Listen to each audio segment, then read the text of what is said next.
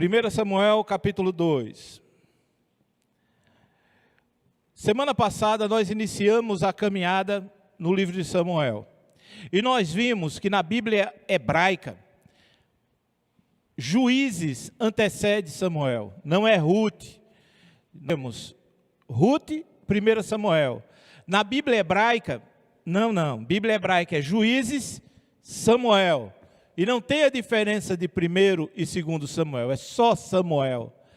Então nós vimos que o final do livro de Juízes, o último versículo de Juízes, venha comigo para o livro de Juízes, e todos nós vamos ler aqui o último versículo dessa obra de Juízes, que não é ensinado na escola dominical, você nunca talvez ouviu pregação no final do livro de Juízes, porque é algo bastante pesado. O último versículo de Juízes diz assim, os irmãos estão comigo? Versículo 25 do capítulo 21 de Juízes diz: naqueles dias, vamos ler juntos? Naqueles dias não havia rei em Israel, e cada um fazia o que achava mais reto. Então termina esse texto, e o leitor judeu já entrava na história de Samuel.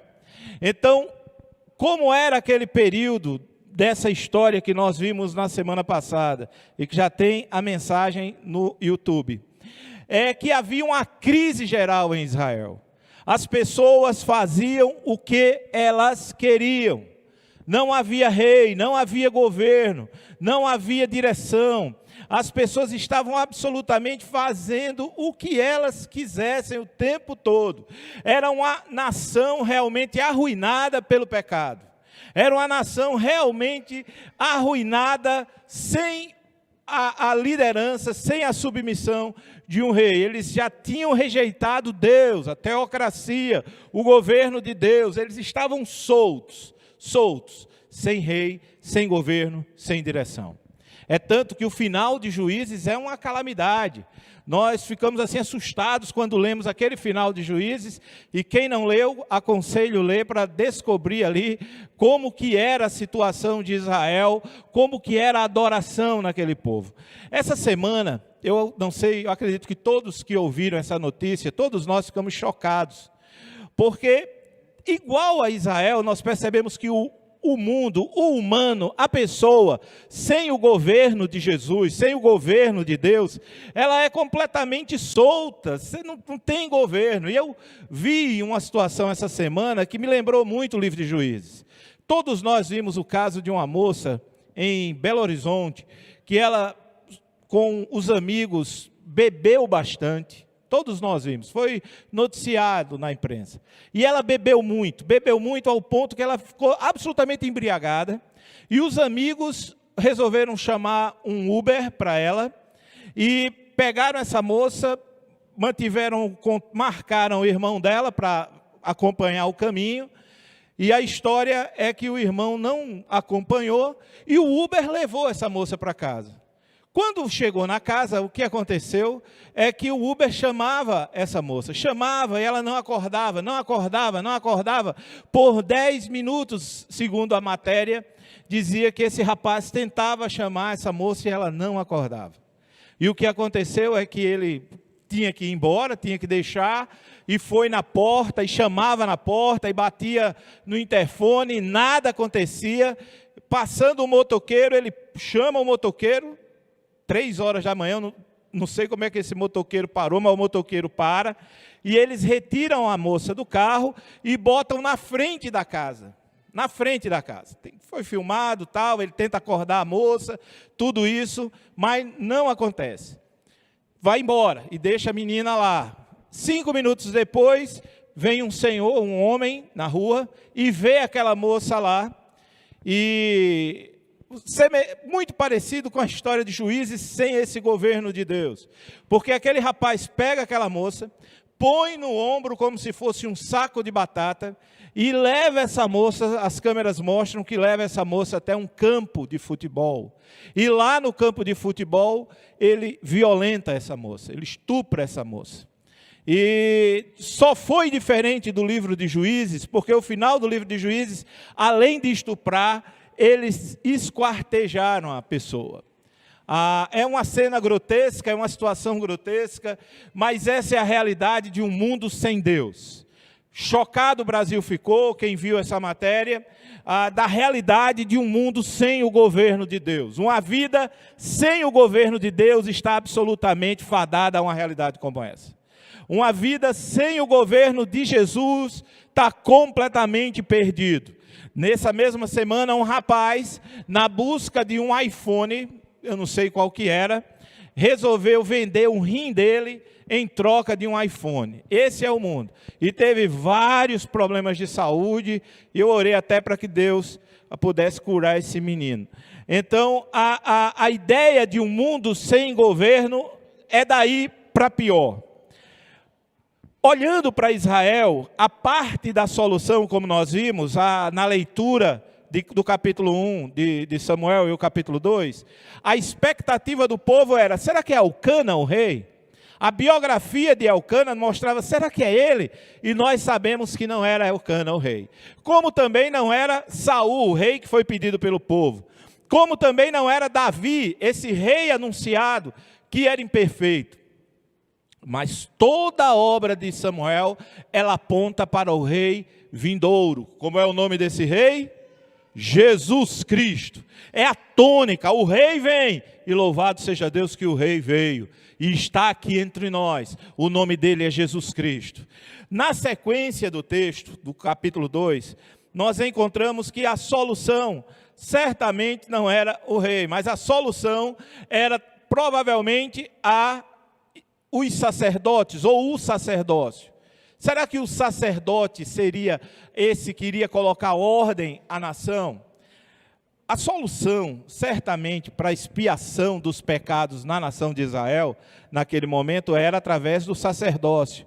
O sacerdote era aquele homem de Deus separado para oferecer sacrifícios ao Senhor, para fazer com que as pessoas, naquela época, tivessem expiação dos seus pecados.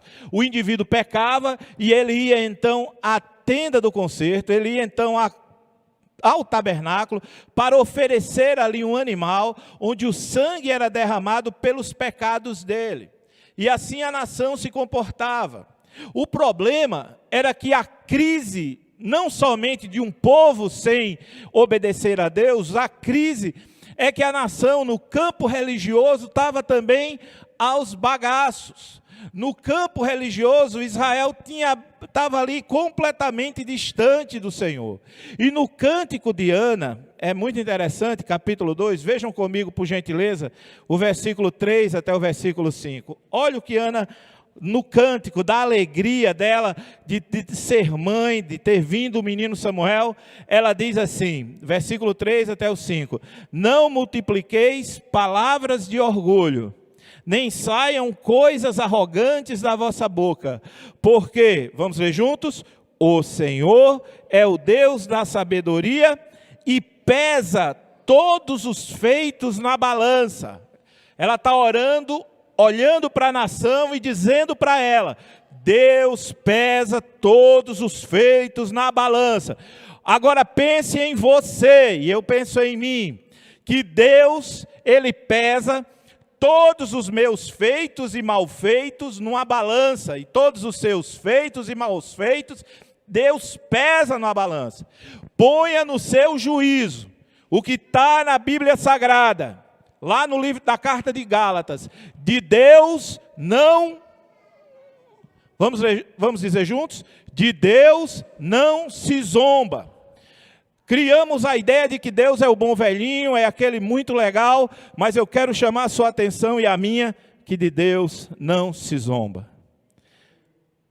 A nação de Israel estava sendo julgada ali. E a oração de Ana está claramente dizendo isso. Olha o versículo 4. O arco dos fortes é o quê? Quebrado. Porém os débeis cingidos de força. Ela está olhando para a realidade religiosa de Israel. E olha o que diz o versículo 5. Os que antes, vamos ler juntos? Os que antes eram fartos, hoje se alugam por pão. Mas os que andavam famintos, não sofrem mais fome. Até a estéril tem 7 filhos, e a que tinha muitos filhos perde o vigor. Então a oração de Ana é: os presunçosos serão julgados, os presunçosos serão tratados, o Senhor vai tratar. E tais pessoas, talvez você diga: meu Deus, uma nação sem governo, uma nação sem Deus, uma nação no campo religioso, como é que era? Como é que esse povo estava? O pior é que os que deveriam dar exemplo pareciam mais inimigos de Israel. Os filhos de Eli aqui, no decorrer do capítulo 2, nós encontramos que esse povo estava realmente oferecendo sacrifício torto ao Senhor. A liderança religiosa estava terrível. E nós encontramos isso de maneira muito clara. Todo o capítulo 2 é dito isso. Nós sabemos que a nação de Israel e o tabernáculo estava em Siló, centro de adoração. Esse Siló era o lugar que foi dito lá no livro de Josué. Olha o capítulo 18, por gentileza, de Josué, irmãos. Vamos aqui um pouquinho para Josué. Na conquista da terra. Os irmãos vão comigo? Olha aqui capítulo 18. Por que Siló? Capítulo 18, versículo 1 diz: reuniu-se toda a congregação dos filhos de Israel, aonde? Em Siló. E ali armaram a tenda da congregação, e a terra estava sujeita diante deles. Então Siló foi o local escolhido por Deus, pela nação, para ser o centro de adoração a Deus. Era onde as pessoas iam, caminhavam para oferecer a sua oferta a Deus. Era o lugar, a cidade, capital, centro religioso dessa nação. Mas sabe como é que estava essa capital, esse centro religioso? Estava podre. O que era para ter adoração, não tinha adoração. A liderança estava podre. O sacerdote estava podre. E eu fico a pensar na minha vida e você fica pensando na sua. Porque o versículo 11 aqui de 2 Samuel, o autor que nós vimos, não é Samuel que escreveu o livro. Samuel morre no capítulo 25, então ele não poderia ter escrito 1 e 2 Samuel, mas que o autor, movido pelo Espírito Santo, e nós temos que ler a palavra e agradecer a Deus pela palavra, porque ela, inspirada pelo Espírito Santo, é uma obra de arte. Quem lê, quem literatura, vai entender, há uma mescla aqui, porque o autor vai... nós estamos olhando um livro do Antigo Testamento, e você vê a mescla de história, de Samuel, de Elcana, e a partir do versículo 12, o autor, movido pelo Espírito Santo, coloca aqui a história dos filhos do sacerdote. Não está à toa. Já no versículo 18, ele faz uma transição e volta para Samuel, o filho de Ana. E olha o que diz aqui no versículo 12, do capítulo 2. Os irmãos estão comigo? Capítulo 2, versículo 12. Eram, porém, os filhos de Eli, filhos de Belial. Eli era o sumo sacerdote. Sumo sacerdote. E os filhos de Eli eram filhos de Belial. Belial é iniquidade. Filhos da iniquidade. Filhos da desobediência. E não se importavam com o Senhor. Eles não estavam nem aí. E eles eram o quê? Sacerdotes. Eles ofereciam a Deus. O sacerdote era aquele que no templo, ele não podia beber vinho de jeito nenhum. Ele não podia tocar em morto de jeito nenhum. Todo um ritual era feito no sacerdote. Ele tinha uma roupa especial. Ele era aquele que iria ali oferecer aquele animal ao Senhor. E aquele sacerdote, desde a linhagem de Arão, eles estavam desprezando completamente a oferta. Eles estavam desprezando Deus. Eles não se importavam com Deus. A expressão realmente assim, filhos de... quando dizem filhos de fulano, filhos de cicrano, não, aqui é filhos da iniquidade. Não era nem filhos de Eli, era filhos da iniquidade. Eles desobedeciam a Deus. Olha o que diz o versículo 13. Pois o costume daqueles sacerdotes com o povo era que, oferecendo alguém sacrifício, vinha o moço, o assistente, ia lá, e estando-se cozendo a carne, com um garfo de 3 dentes na mão, metia-o na caldeira, ou na panela, ou no tacho, ou na marmita, e tudo quanto o garfo tirava, o sacerdote tomava para si. Assim se fazia a todo Israel que ia ali a Siló. Também, antes de se queimar a gordura, e lembrem que a gordura, quando era ofertada, era para o Senhor. Deus determinou que a gordura do animal fosse oferecida a ele. Mas essa turma não estava nem aí. Eles não estavam nem aí para a oferta. Diz a palavra que antes de queimar a gordura, vinha um moço do sacerdote e dizia ao homem que sacrificava: dá essa carne para assar ao sacerdote, porque não aceitará de ti carne cozida, senão crua. Se o ofertante lhe respondia: queime-se primeiro a gordura, eu quero oferecer a Deus, tomarás quanto quiseres. Então ele lhe dizia: não, de jeito nenhum, hás de me dar agora, senão eu vou tomar a força. E diz o versículo 17, vamos ler juntos o que é que diz o 17? Era, pois, muito grande o pecado destes moços perante o Senhor, porquanto eles desprezavam a oferta do Senhor. Hofni e Finéias, eles simplesmente, e essa palavra que diz desprezavam, o sentido dela é, eles cuspiam na oferta. Eles cuspiam. Eles não estavam realmente nem aí. E eu fico a imaginar nós como sacerdotes, eu e você, porque através de Cristo, Ele nos constituiu reino de sacerdotes. Nós hoje somos sacerdotes do Senhor. Eu e você somos sacerdotes do Senhor. E o temor do meu coração, eu espero que do seu, é que nós não venhamos a ser como Hofni e Finéias.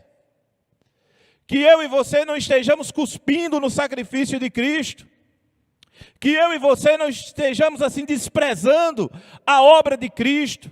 E quando é que eu faço isso? Meu amado, minha amada, não tem como não fugir dessa realidade. Eu faço isso quando eu não prego o Evangelho. Eu faço isso quando eu não dou testemunho do Senhor. Eu faço isso quando não há mudança de vida na minha vida. Eu faço isso quando desprezo a oração. Eu faço isso quando eu desprezo a comunhão. Eu faço isso quando eu desprezo a leitura da palavra. Eu faço isso quando eu quero viver a vida, o Evangelho, de qualquer forma. Eu faço isso quando me prostituo. Eu faço isso quando de repente não ofereço a Deus todos os dias o meu tempo de consagração a Ele.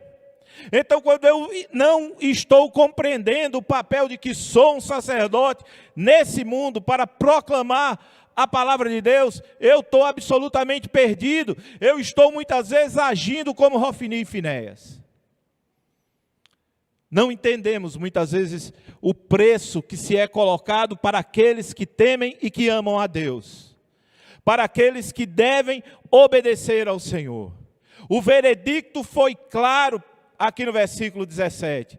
Era, porém, muito grande o pecado destes moços. A oração de Ana, lembrem disso. Versículo 3, dizendo: olha, Deus pesa todos os feitos na balança, e assim minha vida, sua vida, está diante de Deus, e Ele pesa a minha jornada. Ele pesa como que eu estou. Sua vida, minha vida, não imagine: ah, Deus não liga para mim, Deus não olha para mim. Está muito enganado. Ele é aquele que nos vigia. Ele é aquele que sabe do meu coração e do seu. Ele é aquele que não dorme. Ele é aquele que sabe o meu caminho e o seu. E a palavra de Deus para o meu coração e para o seu hoje é arrependimento de alma, mudança de vida e vida de fato para o Senhor. Esse é o convite de Deus para a nossa vida. Esse é o chamado de Deus para o meu coração e para o seu. Eli foi um pai complacente. Eli foi aquele pai que poderia muito bem ter tirado os meninos. Rapaz, vocês estão aí dando mau testemunho. Vocês irão sair do sacerdócio. Vocês não serão sacerdotes. Mas Eli foi complacente demais. Diz aqui no versículo 20, olhe comigo o versículo 22. Era, porém, Eli já muito velho, e ouvia tudo quanto seus filhos faziam a todo Israel. E como, além do mais, se deitavam com as mulheres que serviam à porta da tenda da congregação. Haviam mulheres prostitutas ali que ficavam para tentar os homens ali. Era um negócio sério. É tanto que Eli, no capítulo 1, teve a capacidade de repreender Ana, como nós vimos, lembram? Ana aflita, Ana chorosa. Ela vai para um local e ela começa a orar, e diz a Bíblia que ela só mexia os lábios. E ele olhando, Eli olhou aquilo e foi lá e repreendeu Ana, chamando Ana até de filha de Belial, filha da iniquidade. E ela diz: não, meu senhor, não. Sou só uma mulher aflita. Mas Eli não teve a mesma ação com os filhos. Não apontou o pecado dos filhos para dizer: vocês saiam daí. Isso que vocês estão fazendo, vocês estão servindo a Deus desse jeito. Para! Mas Eli não fez isso. Eli simplesmente passou a mão na cabeça lá dos meninos. E até se alimentou também da oferta. Porque olha o que diz aqui a palavra. Disse-lhes: por que fazeis tais coisas? Ele está aqui dizendo: pois todo esse povo ouço constantemente falar do vosso mau procedimento. Não, filhos meus, porque não é boa a fama que ouço. Estais fazendo transgredir o povo, pecando o homem contra o próximo. E ele até diz aqui, pecando o homem contra o próximo, Deus lhe será árbitro, pecando porém contra o Senhor. Quem que vai ser árbitro? Quem que vai interceder? Olha o que diz o texto no versículo 25. Entretanto, não ouviram a voz de seu pai, porque o Senhor os queria matar. Deus já tinha endurecido o coração daqueles.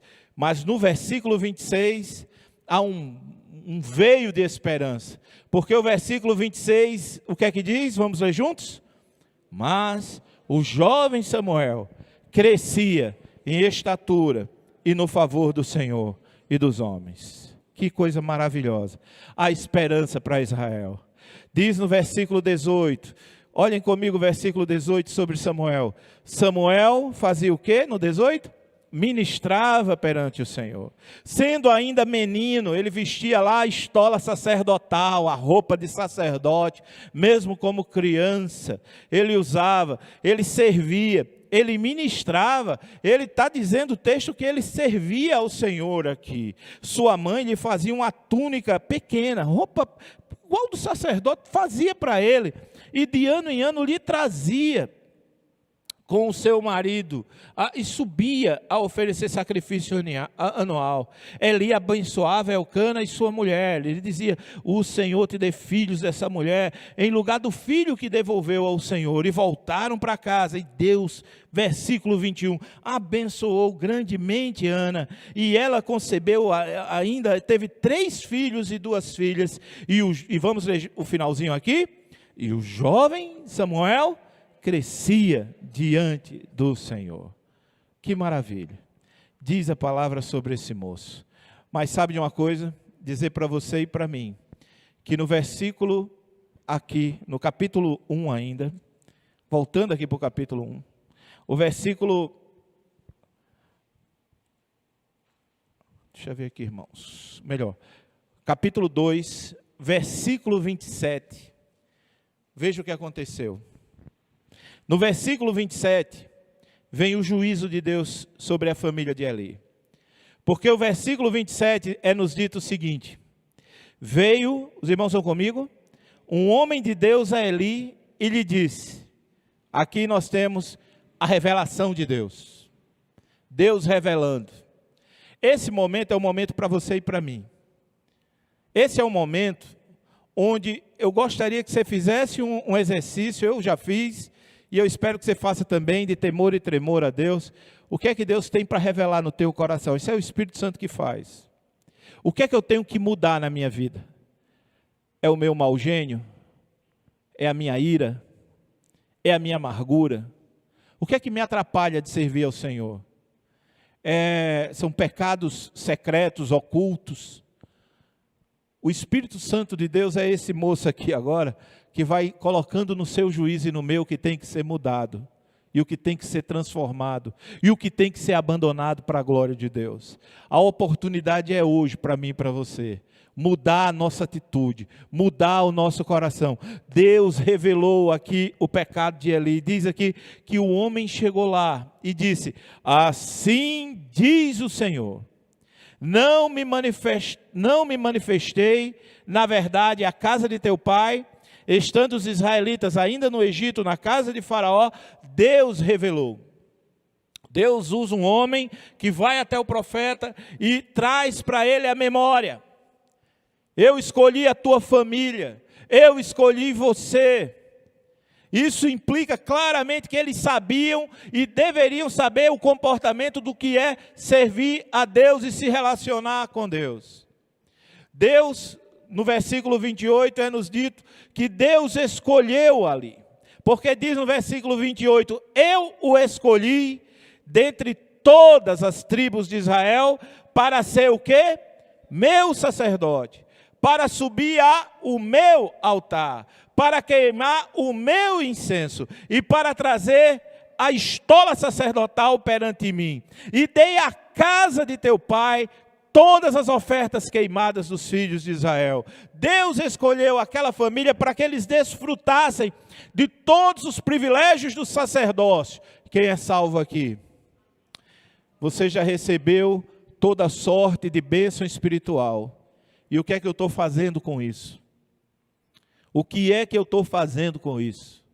Eu tenho acessado, experimentado, livre, como nós cantamos para o Senhor aqui, livres para adorar, livres para servir, livres, ou eu continuo com aquela vida amarrada, mesquinha. Eu não sirvo, eu não abraço, eu não oro. É cheio de milindre, cheio de dificuldades, cheio de pecados ali que não se liberta. Como é que eu estou vivendo? Deus revelou, Deus me escolheu. E sabe de uma coisa? Deus aqui trazendo a memória de Eli diante dele, que Deus deu comida suficiente para eles, mas eles não queriam. E olha, o Senhor é aquele que puxa o meu tapete e puxa o seu também.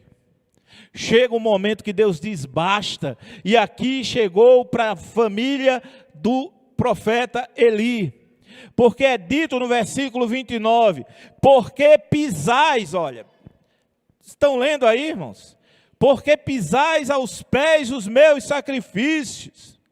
Por que vocês estão fazendo isso com os meus sacrifícios? A ideia aqui, literal, na língua original, é: vocês estão cuspindo na minha oferta. Como é que vocês estão fazendo isso?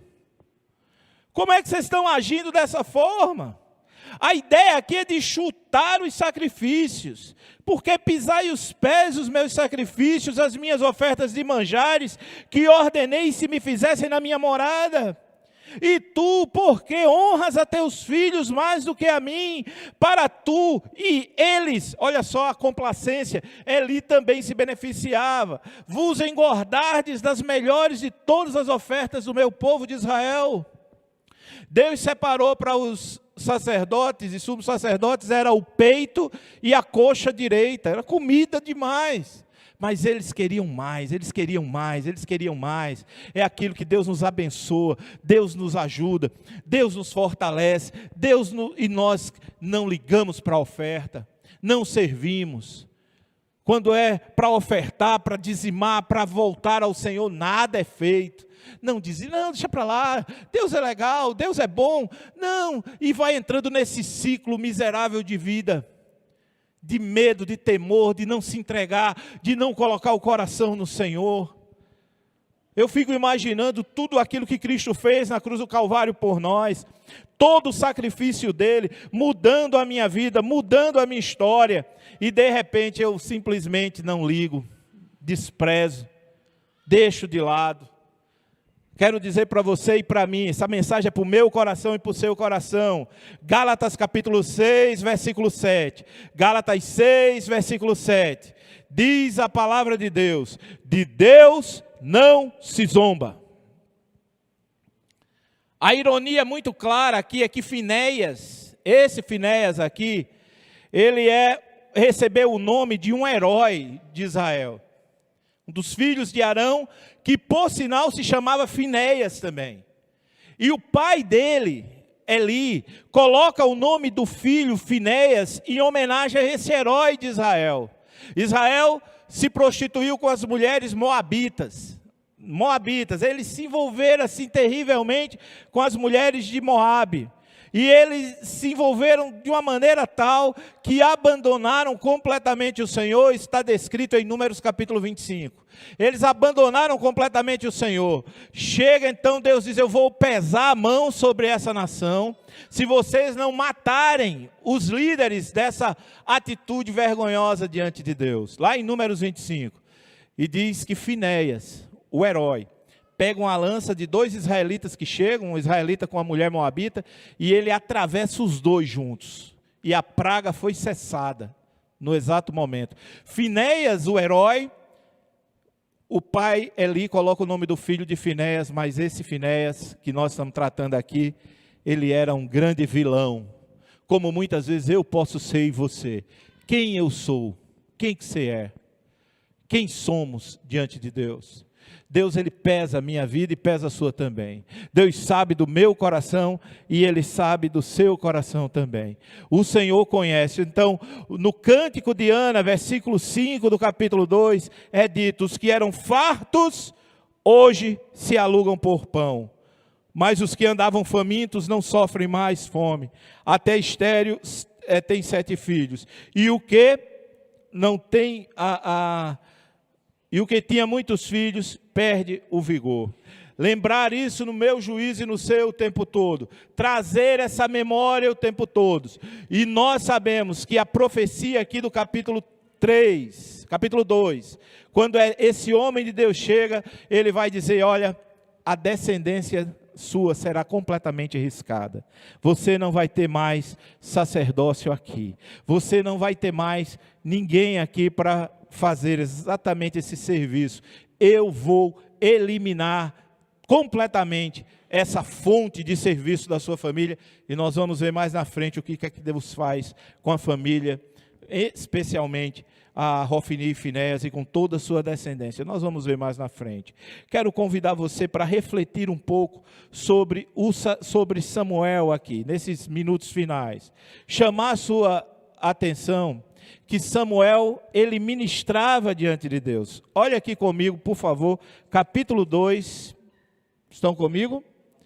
Diz assim no versículo 11, então Elcana, estão comigo? 2:11, Elcana foi-se a Ramá à sua casa, porém o menino Samuel ficou fazendo o quê? Servindo. Olhem comigo o versículo 18. Olha o 18. Samuel, o que é que ele fazia? Ministrava perante o Senhor. Palavra ministrar e servir, mesma coisa. Capítulo 3, versículo 1. O jovem Samuel, diz o quê? Servia ao Senhor. Servia ao Senhor. Então nós estamos aqui diante de um moço que estava servindo ao Senhor. E se você prestou muita atenção, capítulo 1, Samuel, ele era nazireu. O que é o nazireu? Diferentemente do sacerdote, o nazireu não teria cabelo, não poderia passar navalha no cabelo do nazireu. Ele não poderia tocar no morto, ele não poderia beber vinho, ele seria restrito de alguns alimentos. Então o nazireu era aquele que era consagrado completamente ao Senhor. Qual é a diferença do nazireu para o sacerdote? O sacerdote era restrito dentro do templo. Vamos imaginar que eu sou sacerdote. Então, dentro do templo, eu jamais poderia tomar vinho, ou jamais poderia tocar no morto. E vamos imaginar que Flávio fosse nazireu. Flávio, dentro do templo, ele não poderia fazer isso, e fora do templo, ele não podia fazer isso. Já o sacerdote poderia, mas o nazireu não. O nazireu, a ideia do nazireu era para dizer assim: olha, o mundo todo pertence a Deus, e você deve saber que o mundo todo deve ser algo que você vai adorar a Deus, vai glorificar a Deus. Quando o Senhor nos salvou, o Senhor nos deu esse mundo também, para que nós possamos desfrutar desse mundo e glorificar a Deus por ele. De certa forma, além de sacerdotes, somos também nazireus consagrados ao Senhor, separados desse mundo, para viver completamente ao Senhor, oferecendo a Deus a nossa vida. E Samuel, ao olhar aqui no Antigo Testamento, Samuel ele tinha essa característica, tanto de sacerdote, como de nazireu, como de profeta também, como iremos ver. Mas a Bíblia diz que esse menino dedicado ao Senhor, que buscava o Senhor, ele também tinha as suas imperfeições. E é nos dito no capítulo 25, olhem comigo, no capítulo 2 de Samuel, vejam aqui comigo, por favor. Quando vem a condenação final para Hofni e Finéias, é nos dito algo que eu quero concluir com essa meditação. Versículo 34, estão comigo? Ser-te-á por sinal o que sobrevirá a teus 2 filhos, Eli, a Hofni e Finéias. O que é dito? Ambos morrerão no mesmo dia, será um sinal. Agora olhem comigo o versículo 35. Então, vamos ler juntos? Suscitarei para mim um sacerdote fiel, que procederá segundo o que tenho no coração e na mente. Edificar-lhe-ei uma casa estável, e andará ele diante do meu ungido, para quando? Para sempre. Nesse momento, com todas as imperfeições que a nação tinha, uma nação sem rei, uma nação sem governo, a perspectiva do autor de Samuel é de apontar: o rei virá, e esse rei será sacerdote para sempre. E sabe quem é ele? Sabe quem é o sacerdote também? Ele ministrará para sempre a quem? Quem que ele vai ministrar para sempre? Somos a nós. E ele hoje é o nosso sacerdote, ele é o nosso sumo sacerdote, ele é o nosso rei, ele é o nosso Senhor. Onde eu e você não precisamos mais matar um pombinho, ou um carneiro, ou um boi. O sacrifício não precisa mais, porque ele se fez sacrifício por nós, para que eu e você pudéssemos ter esperança sempre. Olhem comigo, por favor, o livro de Hebreus. Venham comigo aqui para Hebreus. Hebreus capítulo 7. O Rei eterno, o sumo sacerdote para sempre. É nos dito no capítulo 7. Os irmãos estão comigo? Versículo 11. Se, portanto, a perfeição houvera sido mediante o sacerdote e o levítico, pois nele, versículo 11, pois nele baseado o povo recebeu a lei, que necessidade haveria ainda dos que se levantasse outro sacerdote, segundo a ordem de Melquisedeque, e que não fosse contado segundo a ordem de Arão? Pois, quando muda o sacerdócio, o que é que diz aqui? Necessariamente também a mudança de lei. Porque aquele de quem são ditas estas coisas, pertence a outra tribo, da qual ninguém prestou serviço ao altar. Pois é evidente, olha o que diz a palavra, que o nosso Senhor procedeu da onde? De Judá, tribo a qual Moisés nunca atribuiu sacerdotes. E isto é ainda muito mais evidente quando, à semelhança de Melquisedeque, se levantou outro sacerdote.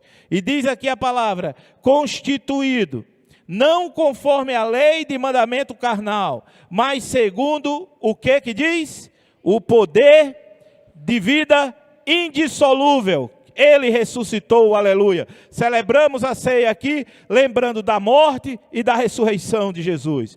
E é nos dito no versículo 17, porquanto se testifica. O que é dito? Vamos ler juntos. Tu és sacerdote para sempre, segundo a ordem de Melquisedeque. E o versículo 18 nos diz: portanto, por um lado, se revoga a anterior ordenança por causa da sua fraqueza e inutilidade. E o versículo 19: pois a lei nunca aperfeiçoou coisa alguma. E por outro lado, se introduz esperança superior pela qual nos chegamos a Deus. Sabe quem que é? Jesus Cristo, o nosso sumo sacerdote. O poder da sua ressurreição. Jesus, ele apresenta esperança sempre. Eu posso estar no pior da minha vida hoje. Minha vida espiritual pode estar um caos. Mas Jesus, ele pode transformar minha vida agora. Eu posso estar aí anos e anos e nunca mais tinha lido a Bíblia. Nunca mais tinha orado. Sem alegria de adorar ao Senhor. Mas Jesus é suficiente para acender a chama do teu e do meu coração agora. Jesus é capaz de mudar a minha história agora. E fazer através do seu sangue, aquilo que ele realizou na cruz do Calvário, ele mudar completamente a minha história e a sua. Sabe por quê? Porque Jesus é santo. Jesus é inculpável. Jesus é puro. Jesus separado. Jesus exaltado acima de tudo. Exaltado para sempre. E se você já entrou nesse caminho e está não desfrutando de tudo, eu quero finalizar orando a Deus e entoando uma canção. Que o Espírito Santo de Deus mova teu coração e alma para voltar a esse amor e se render completamente ao nosso Rei e Sumo Sacerdote, Jesus. Rogério, pode.